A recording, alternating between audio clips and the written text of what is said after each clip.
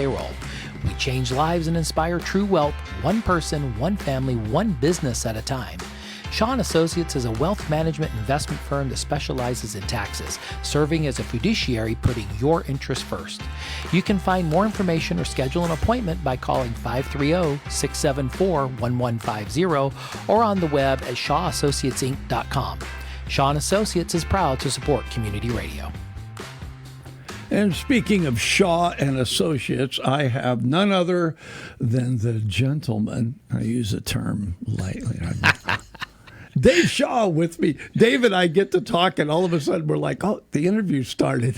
So I guess we'll just move the conversation to the microphone. Right? We did start the cameras, right? Yeah, we did. We're all started. Everything's good. I'm not going to tell you that you're particularly handsome. That's not my job. That's yours. You have to figure out exactly how you're going to look when you come in here. How you been, Dave? I've been good, Fish. Yeah. You're busy. This is because you do, I'm reading, you do wealth management, taxes, accounting, and payroll. This is a busy season for you. It is. We're a wealth management firm that specializes in taxation. And basically, when you try to what does that mean? It's very simple. You know, we're a fiduciary that works with people to manage their investment portfolios to get them to their financial goals. But that's only half the equation, because we can structure up the portfolios and help them reach their financial goals. But if we do not get it through the tax return very tax efficiently, then you minimize your returns that you had on the investment because you're paying too much in taxes, and your money doesn't go as far. So what makes us really unique and what we bring to the table is we're multi-credentialed. And so we're investment advisors, and we're carry the top federal tax credentials as enrolled agents. And when you marry that together, you've got the expertise on both sides. Mm-hmm. And a lot of people, you always hear this. You see it in the commercials on TV. You'll be like, go talk to your tax professional. Blah blah. We're doing it all simultaneously in our heads, so that we know we're not only managing the portfolios to get you to goal, but we're also very cognizant of what the tax ramifications are going to be. And really, that's what makes us unique. You're not dealing with multiple offices to try to get you to your goal. You're dealing with one team of professionals that carry all those credentials. I told you off air we were talking about ranching and that, and I worked for a lady, Barbara Duncan, that Barbara was the heiress to the Pabst Brewing industry, maybe won them, whatever. And one day we were talking, and she said to me, Bob, it's not hard to make money. It's hard to keep money. That's it. And that always stuck with me, because she was talking about, if you have an income, right, how do you have the money work for you? And I used to go with her down the financial district in San Francisco. I don't know what she was doing. She had a lawyer or somebody that she would go and talk to down there. But that was a big part of her life, not just the ranching. She had a ranch and had horses and all that. But it was, how do I maintain this financially?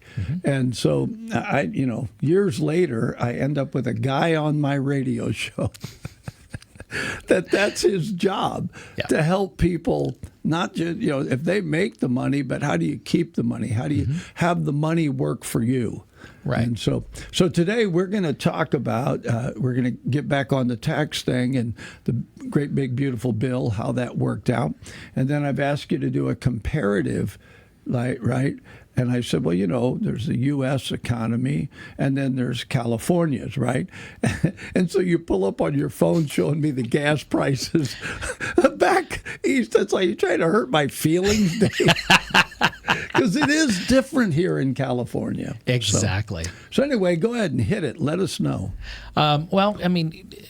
I guess where you start, is the economy really doing good, or is it not? And I can tell you the economy is, okay? The market's in a good place. Our GDP is up. People are investing in America. Our businesses are investing in American jobs. So everything's working the way it needs to work. Inflation is down, unemployment is down. You've got all those things working now. At the same time, you have people go, well, what about, the cost of living and the prices of different things? There are some things that are nationwide due to the tariffs and stuff that are inflated a little bit, and costing more right now across the nation. But when you look at the end product of where we're trying to get is this administration in the White House is trying to level the playing field with us and our foreign allies. And it's there's been such a trade imbalance, and it's been going on for 50 years. So it's just gotten worse and worse over the 50 years. And I know there's a lot of things going on with farmers right now, and they're talking about the rice, and we've got the big thing with the peaches right now in Del Monte. Going overseas, some of our commodities, our agricultural crops, we couldn't even sell to Canada a year ago because there was such a tariff going that way.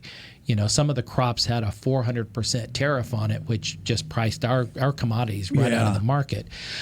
So that's kind of what's going on there. But when you start really looking at what's happening with our gross domestic product, our producer price index, which is the cost to manufacture things, how the jobs are coming back, all that's heading in the right direction across the nation, except for this little anomaly called California. And from what I hear on the news yesterday, New York's probably about to follow pretty quickly as well, because the mayor of New York City thinks he can tax his way out of whatever. So I just saw that on the news. It's like, what else can you tax? Yeah. I mean, I was really shocked. I didn't know. I mean, there was a lot of campaign promises, but apparently now those can't be fulfilled without raising taxes. Yeah. Well, money's got to come from somewhere, right? Yeah. Is that really just blanket in California? Is that what we have seen over a long period of time, where there became more taxes? So even if you made more money, then it got taken away by something else that pulled our money out of here. I know as mayor, when you were mayor, you and I had an opportunity, and I was just shocked, Dave. I didn't know it when you told me on the sales tax how little stays in our community, right? Which I thought was totally unfair.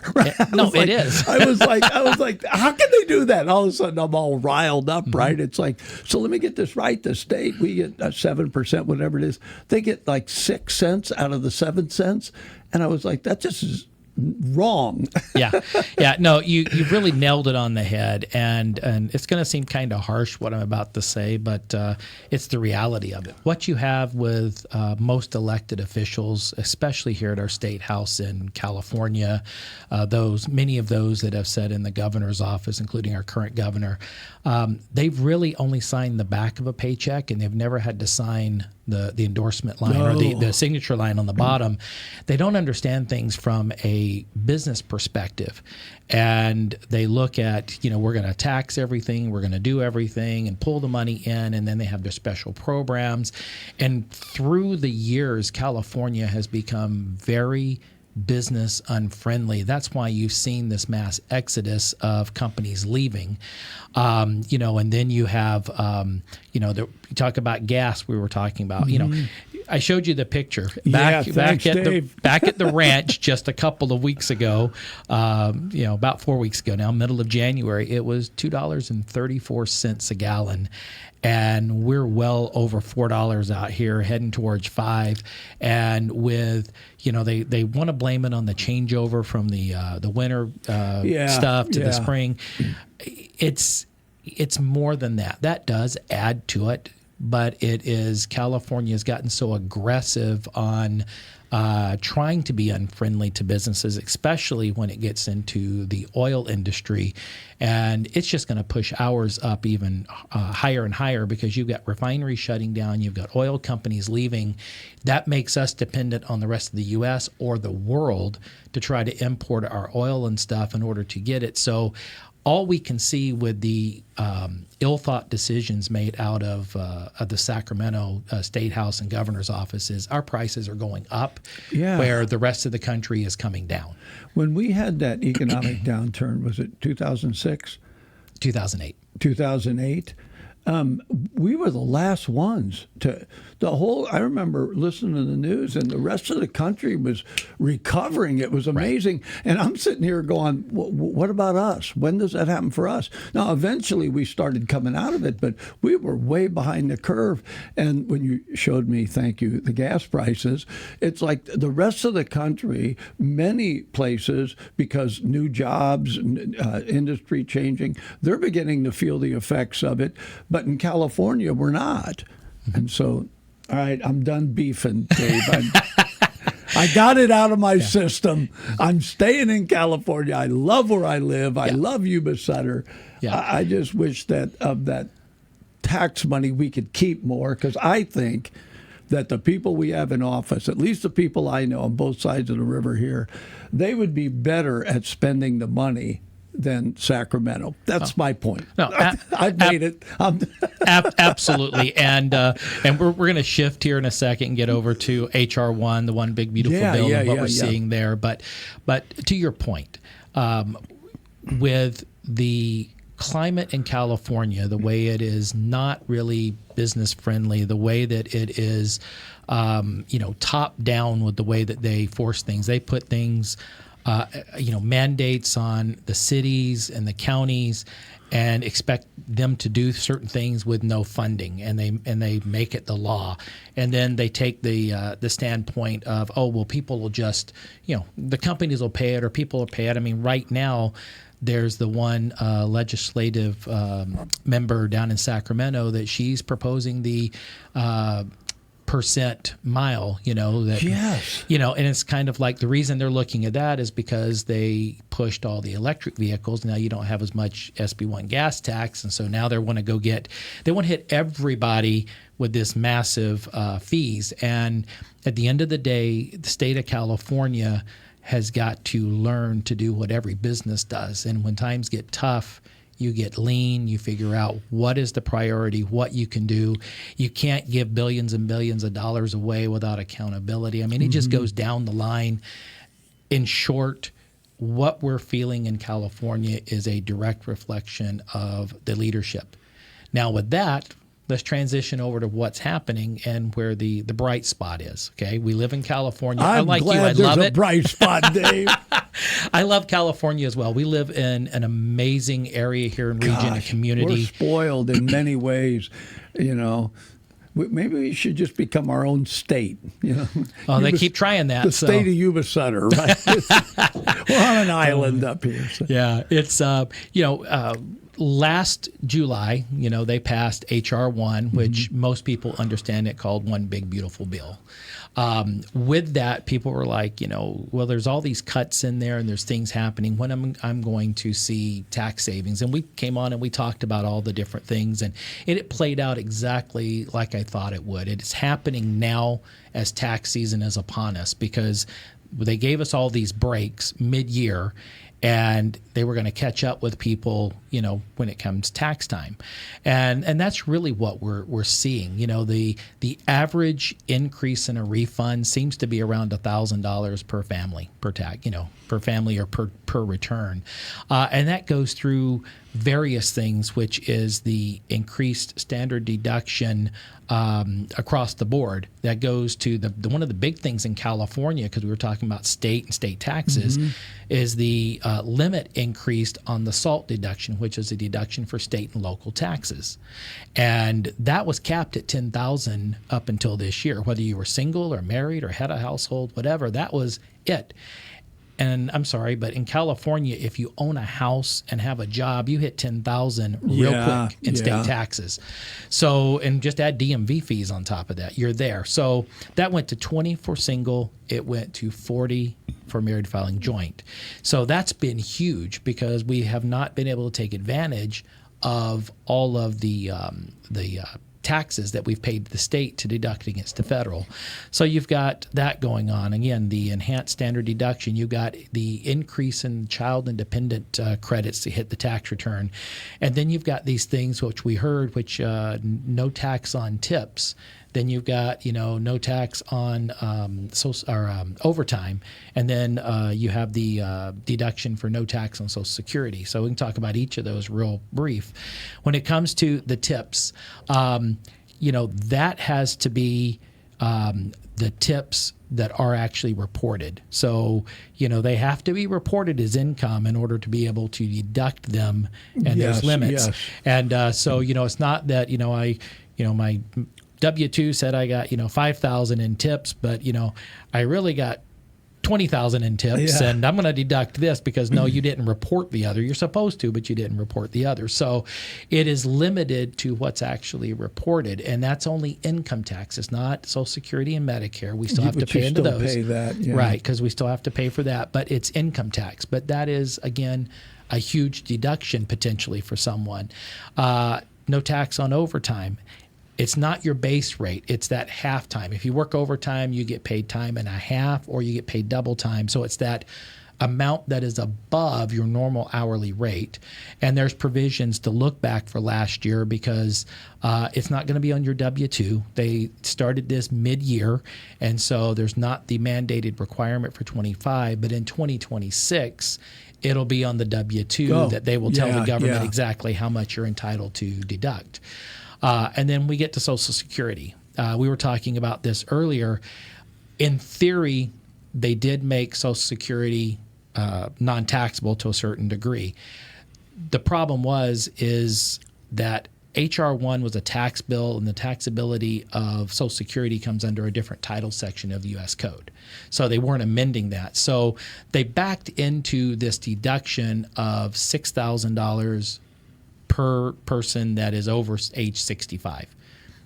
So with that basically will exclude $6,000 of your Social Security, and if you're married, it's $12,000. And then all of these deductions that we have, these additional deductions and credits, all work together, but it doesn't benefit the highly compensated or the rich, as you hear in the media. They start phasing out, and there's multiple phase out, but kind of the bright lines where they start is if you are single, it's $75,000, and if you're married filing joint, it's $150,000. Then it phases down from that, and all these have different limits, but that's kind of the bright line where everything starts. And at the end of the day, people are getting these additional deductions, and it's working out very well because we're seeing this, additional refunds coming back to people, or as I've seen people that had different things for last year that, wow, that would have pushed them into owing some money, and it's like they're breaking even, or there's even a small refund. So you're seeing how it's working. That happened for us. Patty and I both are on Social Security, which is amazing since she's only 39. But I'm careful, Dave. There you go. I've been married 53 years. I just know there's some things you stay away from. Okay, I don't want you doing my taxes because if she's 39, you've been married 53. There's something off in the math there, Fish. Did I tell you I'm only 40? And but yeah, that happened for us. But I want to bring this up because you and I talked off air. Once in a while, I just think about things and I hit the why button. Why is that like that? And I said to you, how come there's any tax on Social Security, right? Didn't we pay tax when we earned it? And, and now we're getting the reduction. But I asked you, how did that get here? And you told me. Yep. And you named one of my favorite presidents. It was so disappointing. But tell me that again. How did we end up with tax on Social Security? Yeah. Well, when Social Security was first formed and the benefits started to be paid and such like that, it was exactly what you said. It was not supposed to be taxable income at all. And it was supposed to be a benefit, for paying into a retirement system to give some type of income in the retirement years that are, non-taxable. Well, let's go all the way back to the early 1960s to a president that did a lot of great things for us, but it was his administration. Yes, he did. It was his administration that first made Social Security taxable, and that was JFK. I know. I was so blown away, Dave. I'm like, you made that up. Nope. Did you get that off Wikipedia? No, it's through all the education. It's but you know, it was, you know, and it wasn't him alone. It was you know, the legislature, the Congress, the House and the Senate and the president. But they took something that was not taxable, and if you hit certain parameters, up to 50% of Social Security could be subject to tax. Okay, and that was the way it was from the early 60s all the way up to the 90s. And then ironically, we had another president named Bill Clinton that his administration worked with Congress, and they made it to where your Social Security, up to 85% of it, could be subject to income tax. And that's where we sit today. And so, you know. So the senator that said, I knew Jack Kennedy and you're no Jack Kennedy to Bill Clinton was wrong. He was. He was. Well, maybe not, because, you know, JFK only, you know, he only went 50. Bill was going 85. Yeah, so. he's all in. Who's next? Actually, so that now with the great big beautiful bill, to get back on that, so now they're going in the other direction with it. Is that what's happening? Well, they've given us a segue of what they would like to do. I mean, ultimately, the administration would love to get full, you know, no tax on Social Security. But that takes not only the executive branch, but, you know, the legislative branch as well. And again, it's a different title of the U.S. Code that has to be amended for Social Security. What they did, and this is just, you know, we're going to dive down deep, but I'll get you the how they came up with 6,000. If you had your basic 40 quarters, barely qualified kind of for Social Security, you're going to get roughly $1,000 a month. And so that equates to $12,000 a year. And if you make $12,000 a year in Social Security and you have supplemental income that makes Social Security initially taxable, 50% of your Social Security is initially taxable. So half of 12 is 6. And they gave you a deduction for 6. 6. So that's kind of, when you look at the math, how it kind of backed into it. It doesn't fit everyone, because there's people that make, you know, $30,000 and $40,000 in Social Security and have other income, and more of it's taxable. But when you look at it, the basic level across the board, from, you know, the person that you know, is on disability Social Security or never paid into all their quarters, but they get a little bit. It's a way to get that being non-taxable. Now, here's the other problem, though. These things are only around for another 3 years. Oh, and then they have to rewrite it, or? Exactly. Wow. Part of many of the aspects of H.R. 1, or the One Big Beautiful Bill, some of them were made permanent, but some of them are only temporary. So what's going to have to happen is somewhere over the next 3 years, or the next administration is going to have to step in and make these things permanent. And so that's kind of where we're at right now. Well, I'm grateful that we've got what we did. I mean, you know, for Patty and I mean, obviously people are always saying, hey, you know, what'd you get back? Did you get back something? And previously, we didn't get back from federal. We'd always get back from state. And this year, you know, and then it would balance out. So, but this year we actually got something back from federal. I actually got a letter in the mail, said the check's in the mail. I appreciate that. Well, actually, you bring up a good point, and we need to bring this one up. Hopefully, you did direct deposit and not a check, because. Oh, why is that? Well, the federal government came out last fall, and they really want to get away from writing checks at the IRS. So they really want to put everybody on direct deposit, or EFT.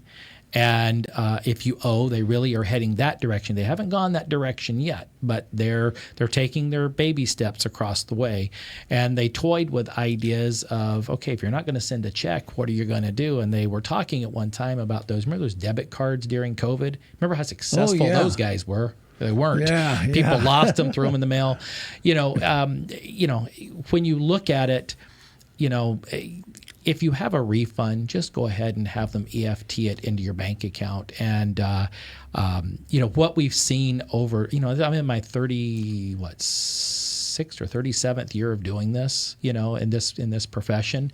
It's typically the older generation that has no trust for the government doing anything with their bank account. Okay, ladies and gentlemen, I would just like to say that this is a public service announcement from your friend Fish at 93Q Radio, who is definitely an older gentleman, who asked for the check because of that exact reason. So my suggestion is talk to your financial advisor. If you don't have one, you can get one with Shaw & Associates, and they will tell you, go ahead and let them put it in your bank. See, I should have talked to you beforehand, right? Yeah. Well, let me ask you this, Fish, because you get Social Security, right? Yeah. And how do they pay you Social Security? Just goes to my bank. Bingo. You would bring that up. Ladies and gentlemen, again, go to your financial advisor who will make sense to you. Yeah. It's just, I bring That's that. really true, isn't it, Dave? Not just as part of an older generation, but because even others are starting to say, I don't trust government, I don't trust media. Yeah. And I heard a newscaster last night say the hardest thing and this is about the Republican Party because they are currently in place, said the hardest thing for them isn't the securing the border and everything else. It's bringing back trust for government. And he said it's going to be hard, not just for Republicans, but the Democrats, because over the course of time, there is a definite mistrust that has to be restored. And kind of shifting gears and putting the other hat back on now, you're so right. And we've talked about it, the form of government that has the greatest amount of contact and responsibility with the local community is your local officials, is your city council. And our city council is great, doing a lot of great things, out of the box, really trying to figure out how to navigate things and fix things that with the cards the state has dealt us. But we continually run into, and I've seen it over 7.5 years being on the council, is things will happen at the national level or the state level, and they don't want to work and trust their local leaders. They'll go, well, we'll use the gas tax, Well, you guys, are doing the gas tax. We have no control over the gas tax. We have, nothing to do with anything we're doing here, and we get so little from that. But people tend to kind of put everything together, and it's kind of like, they cast, it's like a fishing net. You throw it out there, you get all kinds of stuff. So where the problems in California, the vast majority of them lie with our state leadership, okay, because it has that direct frontier. What they do reflects down to the local leaders, and we have no control over it and have nothing to do with it. So I do want to say another public service announcement here is that many of you have noticed that Shaw & Associates, they sponsor our morning interview, and Dave writes me a check. Now, I want to be clear. It's not that I don't trust Dave Shaw. It has nothing to do with that. Now I'm going to be thinking about that. What a crazy thing, but it's true. Even the way that we exchange our monetary commitments has the trust factor in it. It does. That's amazing.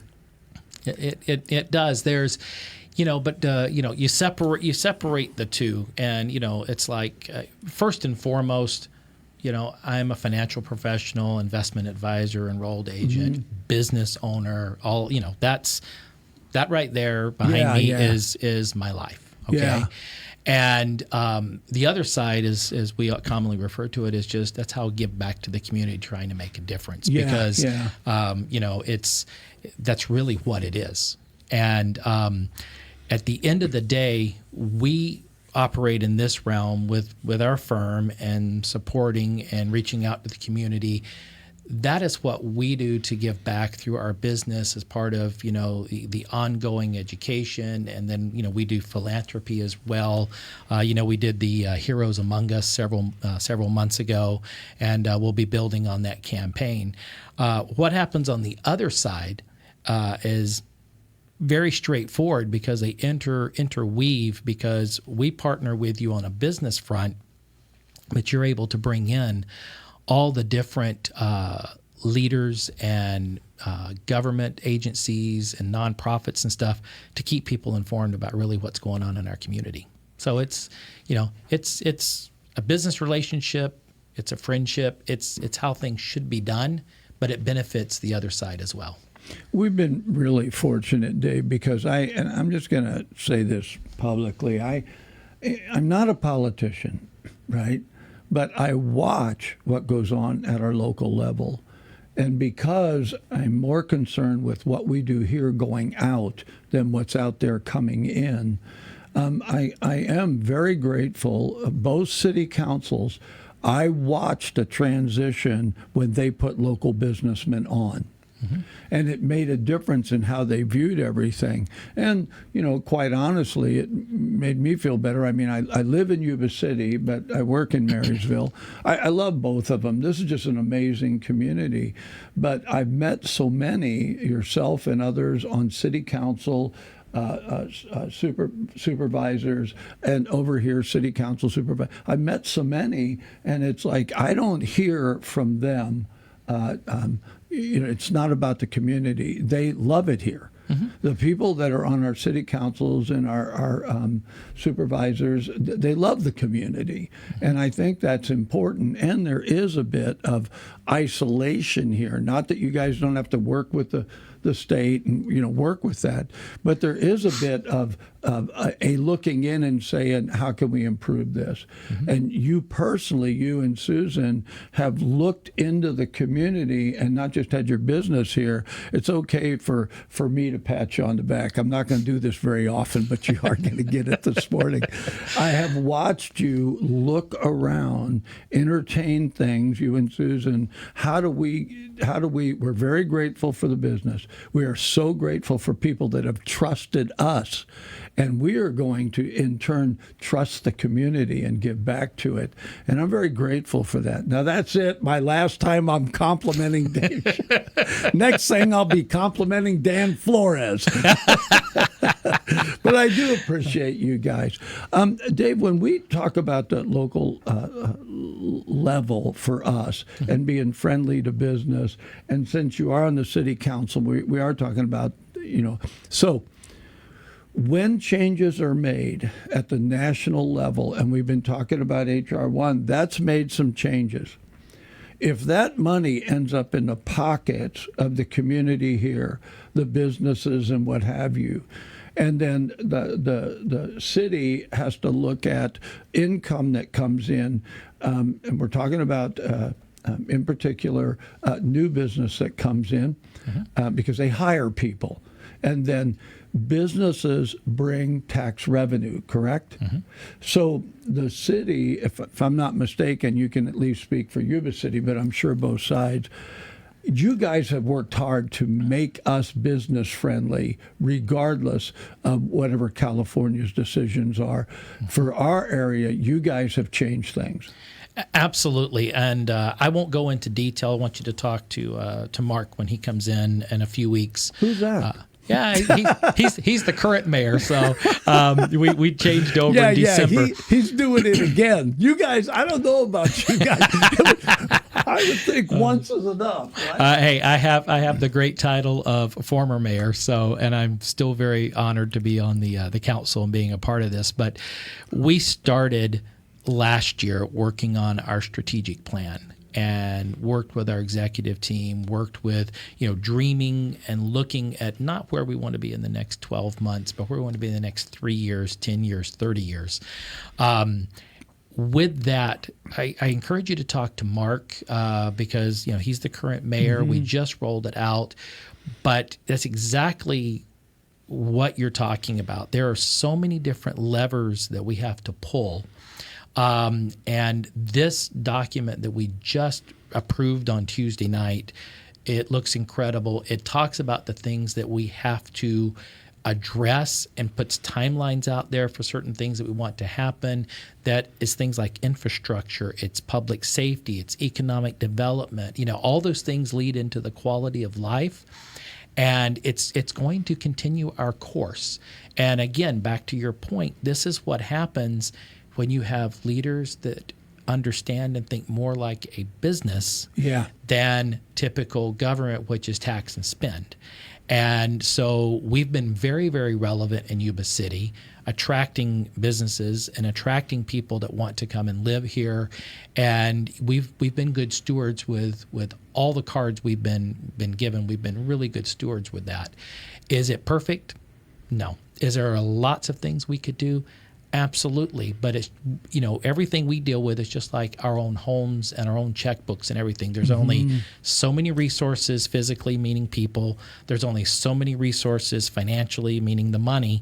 And you have to do the best you can to navigate that. And so we've been very, very fortunate and blessed. And I think the other thing that adds to our community is kind of what you hit on a little bit is we have that community that gives back. Been all over the world, chose to call Yuba City my home. When you get into the silly season, which we're about to get into now, when people are running and they're like, oh, well, this person, wasn't born here and, didn't grow up here and this and that. I've lived more than half my life here. And it wasn't that I was forced to live here because I was born here. I chose to stay here and live here because I fell in love with this community, in love with this region. And there's a big difference. And we are completely vested. And just look at the other people and the other organizations that do things that they didn't have to.